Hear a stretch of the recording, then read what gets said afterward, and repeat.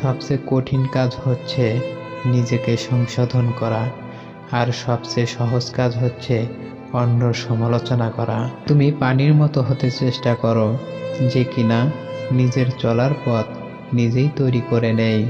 পাথরের মতো হও না, যে নিজে অন্যর পথ রোধ করে।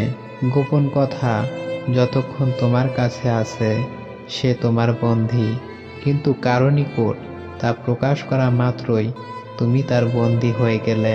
ছোট পাপকে ছোট বলে অবহেলা করো না, ছোটদের সমষ্টি বড় হয়। নিজ লোকের প্রধান হাতিয়ার অশ্লীল বাক্য। পুণ্য অর্জন অপেক্ষা পাপ বর্জন শ্রেষ্ঠতর। মানুষের কিসের এত অহংকার, যার শুরু এক ফোঁটা রক্তবিন্দু দিয়ে আর শেষ হয় মৃত্তিকায়। কৃপণতা ত্যাগ করো, নতুবা তোমার আপনজনরা